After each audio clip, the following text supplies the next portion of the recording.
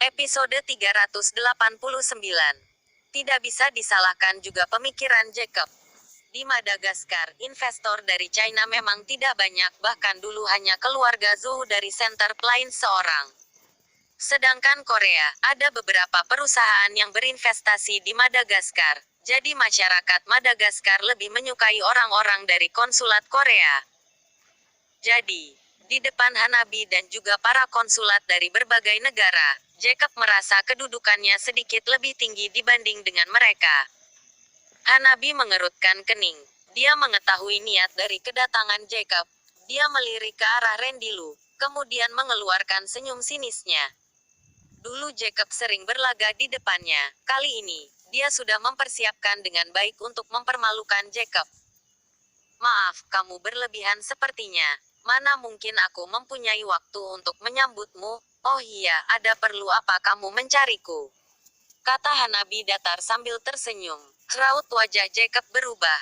Hanabi bahkan berani melontarkan kata-kata seperti itu. Ini membuat dia kehilangan muka di depan Walmon. Bagaimana tidak, baru saja dia telah menyombongkan dirinya dan mengatakan bahwa Hanabi seorang penakut di depan Walmon. Dan pasti akan diseret sama mereka. Tapi ternyata saat ini, Hanabi tidak seperti dulu lagi. Dia bahkan tidak memberi sedikit muka sama sekali untuk konsulat Korea ini. Hanabi, orang China, kamu sudah mencuri mobil milik warga Korea kami. Kamu harus membawanya keluar, kata Jacob dengan raut wajah masam. Apa, warga China ku mencuri mobil milik warga Koreamu? Kata Hanabi seolah terkejut. Kan dia tahu Rendilu dan orang Korea ini dian tertawa. Telah terlibat beberapa konflik, dia tak menyangka orang Korea ini telah menemukan alasan untuk menyerang. Dia adalah seorang miliarder, bahkan bos dari LKK Technoscience. Bagaimana mungkin dia mencuri mobil orang lain? Bukankah ini sebuah lelucon? Dan ketika Rendilu dan lainnya mendengar perkataan ini, mereka mengeluarkan ekspresi tertawa. Mereka sudah mengerti apa yang sudah terjadi. Mereka menoleh ke belakang. Bukankah orang itu si Walmon yang sudah mereka permalukan tadi malam? Pada saat ini ketika Walmon melihat Rendilu bertiga, seketika keceriaan terpancar dari wajahnya. Konsul Jenderal Jacob, itu mereka bertiga, kata Walmon sambil menunjuk ke arah Rendilu bertiga. Jacob melirik ke arah Rendilu bertiga, kemudian berkata kepada Hanabi, benar, mereka bertiga. Tadi malam mereka telah mencuri mobil warga Korea kami di kota Babura. Ini mobilnya, Walmon ikut menambahkan. Kemudian menunjuk ke mobil off-road yang dikendarai oleh Rendilu. Bukan mencuri, tapi merampas, kata Rendilu sambil tertawa. Benar-benar tidak menganggap Walmon dan Jacob di matanya. Kata-kata Rendilu sungguh sangat sombong, seketika membuat Walmon dan juga Jacob sangat kesal. Hanabi, meskipun warga China kalian begitu miskin, tapi jangan sampai mempermalukan diri di Madagaskar, tidak bisa mencurinya, sampai harus merampas dengan paksa. Apakah sudah tidak malu bagi kalian warga China? Kata Jacob melampiaskan kemarahannya ke Hanabi. Ini bukan urusanku. Jika bos Randy yang mengatakan merampasnya, pasti ada maksud tertentu, kata Hanabi sambil meregangkan pundaknya, seolah-olah tidak mempedulikan hal ini. Apakah kamu bisa mempedulikannya? Dia ini bos dari LKK Technoscience, mencuri bahkan merampas mobil itu hal yang tidak mungkin. Ini pasti karena konflik yang terjadi di antara kedua pihak ini. Tentu saja mereka saling menyikut. Jika dia hanya seorang pebisnis biasa, demi kenyamanan semua orang dan juga warga Korea, dia pasti akan menyelidikinya dengan baik. Tapi ini adalah bos dari LKK Technoscience, dia sudah dapat pesan dari atasan teratas untuknya. Dia tentu tidak akan berani campur tangan. Kamu, Jacob kesal parah. Dia menghentakkan kakinya, kemudian berteriak, Hanabi. Kepala suku dari kota Babura juga menyaksikan hal ini. Apakah kamu sungguh ingin melindungi pencuri dari China ini? Konsul Jenderal Hanabi, aku bisa menelpon kepala suku Bernat agar dia sendiri yang menjelaskan padamu. Walmon ikut menambahkan. Hanabi melirik Rendilu. Melihat senyum di wajah Rendilu, dia pun mengangguk dan berkata, silakan. Walmon kembali menelpon Bernat. Kali ini, Bernat telah mengangkat persen 3D telepon darinya. Kepala suku Bernat, tolong kamu jelaskan masalah yang terjadi tadi malam kepada Konsul Jenderal Hanabi. Bukankah kamu melihat orang China itu telah mencuri mobilku? Begitu Bernat mengangkat telepon itu, Walmon segera main loudspeaker teleponnya. Apakah kamu sedang membicarakan tamu terhormatku yang dari Cina, Randy Lu? Suara Bernat terdengar begitu terkejut. Reaksinya mengejutkan semua orang yang ada di sini. Terutama Walmon. Dari suara Bernat, dia mulai memiliki firasat buruk. Iya, orang yang kamu lihat tadi malam adalah orang China. Namanya Randy Lu, apakah kamu lupa? Dia bahkan hampir membunuhmu. Dialah orangnya. Cepat kamu beritahu konsulat China tentang hal ini. Orang seperti apa dia sebenarnya? Walmon mencoba mendesaknya. Hentikan omong kosongmu. Jelas-jelas kamu yang mencuri mobil Tuan Randy Lu. Tuan Randy Lu mencarimu dan kamu bahkan tidak mengakuinya. Dan sekarang kamu ingin menjebak Tuan Randy. Apakah orang-orang Korea ini semua seperti kamu? Walmon, aku beritahu kamu. Mulai hari ini, kerjasama antara kami dan Korea semua dibatalkan. Bernat membentak kemudian menutup teleponnya. Dia sudah ditegur oleh Samba seperti seekor anjing. Bahkan meminta dia untuk mendapatkan pengampunan dari Randy Lu, ketika dia mendengar Walmon menyuruhnya untuk berbicara dengan Konsul Jenderal China. Meskipun dia tidak tahu Randy Lu berada di sana atau tidak, tapi di depan Konsul Jenderal China, dia harus membuat Konsul Jenderal China tahu bahwa dia berpihak kepada Randy Lu. Karena hal ini, dia sudah berusaha semaksimal mungkin untuk menyinggung perasaan Walmon. Ini juga alasan dia ketika tidak membalas telepon dari Walmon. Tidak ada pilihan lain. Jika dia tidak menerima pengampunan dari Randy Lu, maka jabatan dia sebagai kepala suku akan dicabut. Raut wajah Walmon sangat tidak enak dipandang. Jacob pun melototkan matanya. Dia tidak percaya apa yang dia dengar dari telepon Walmon. Ini benar-benar setim, bukan lagi sebuah lawan. Walmon mengatakan bahwa dia memiliki hubungan yang baik dengan Bernat, tapi kenapa semua tidak terdengar seperti yang dikatakan Walmon? Jangan-jangan, Walmon sengaja menuduh orang China ini. Konsul Jenderal Jacob, kamu sudah dengarkan, warga Korea kalianlah yang mencuri mobil warga China kami. Apakah kamu masih ingin mengundang kepala suku Bernat untuk bersaksi kepada kalian?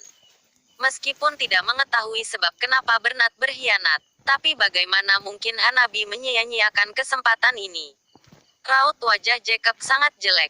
Masalah hari ini telah mempermalukan dirinya di depan Hanabi. Jika bukan karena Walmon seorang bangsawan, dia pasti sudah ingin melampiaskan kemarahan ini kepadanya.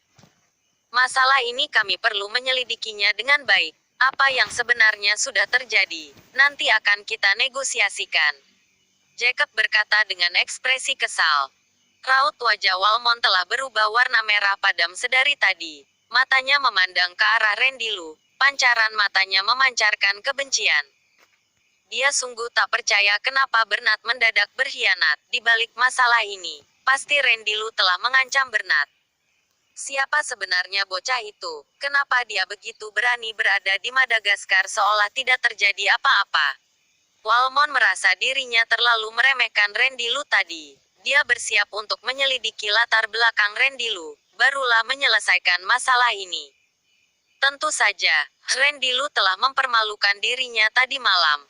Hari ini dia kembali mempermalukan dirinya. Kali ini Randy Lu telah menjadi musuh bebuyutannya.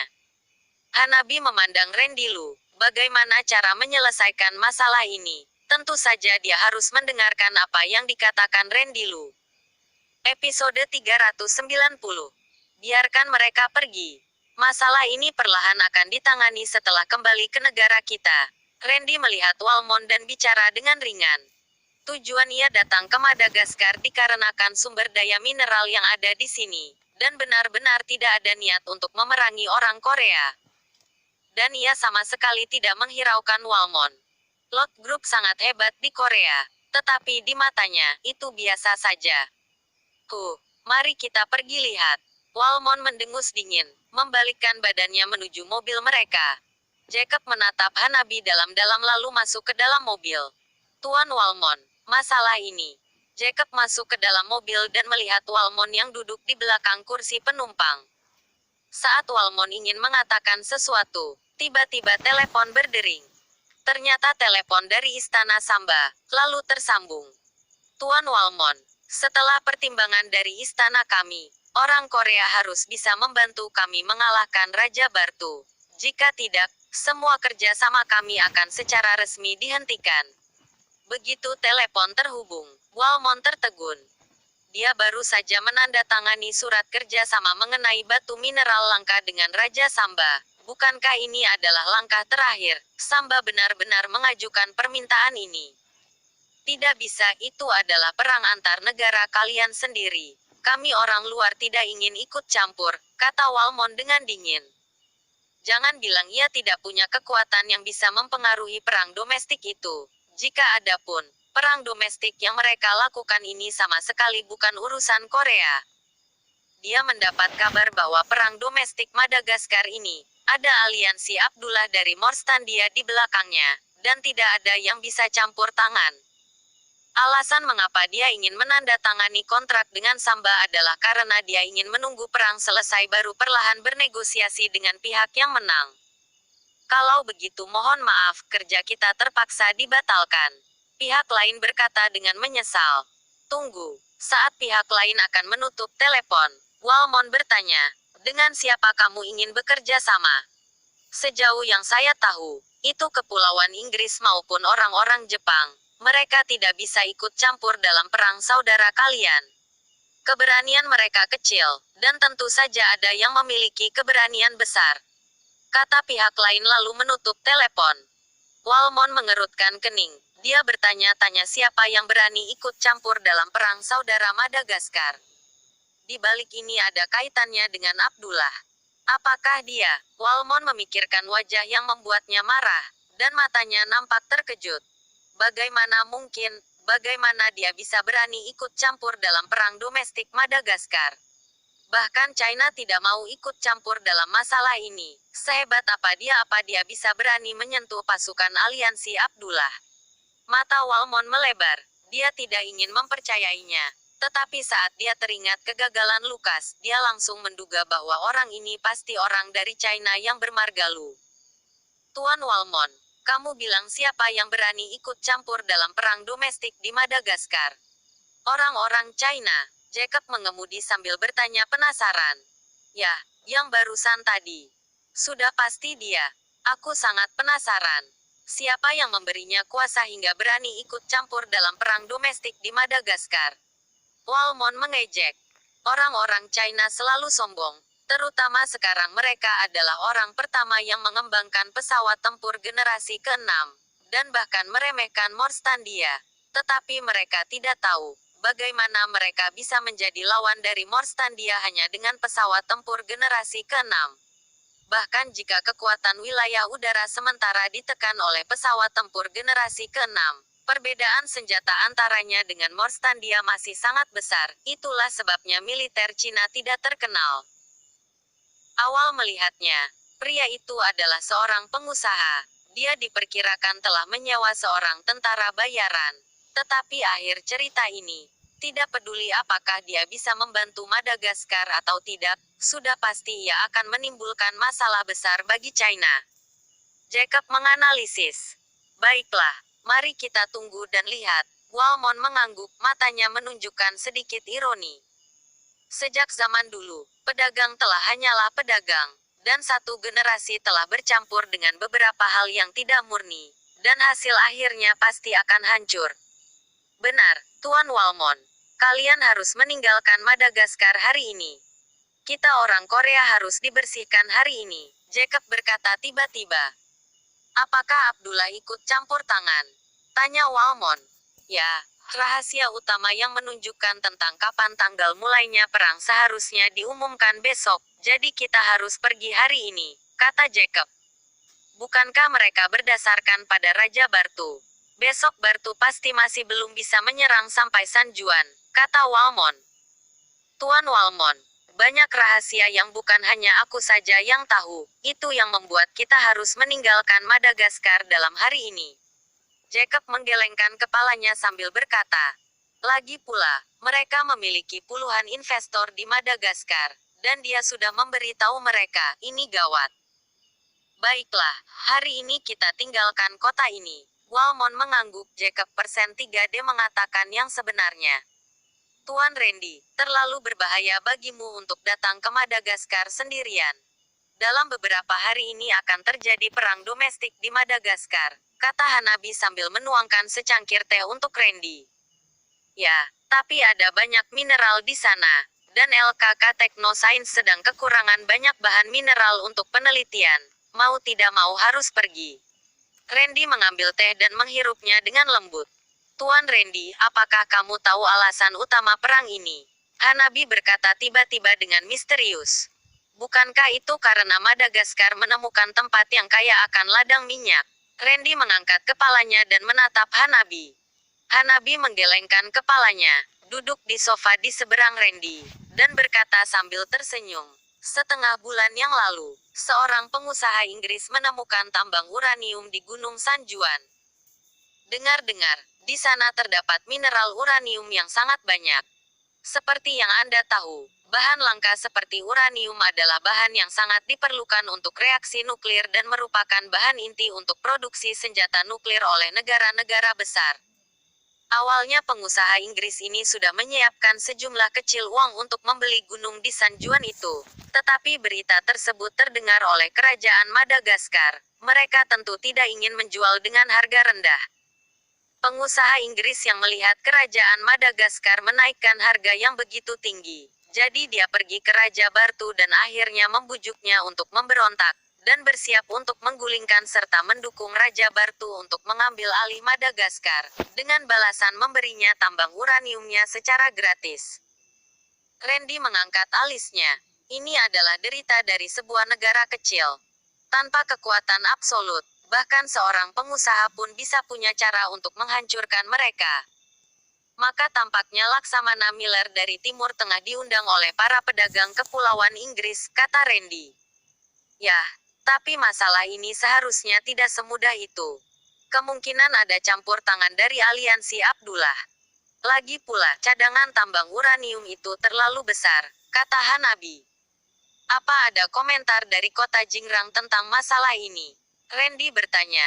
Hanabi menggelengkan kepalanya dan berkata, belum, karena meskipun kami menduga bahwa mungkin ada campur tangan aliansi Abdullah di belakang mereka, tetapi mereka belum mengirim pasukan sama sekali. Siapa bilang mereka belum mengirim pasukan?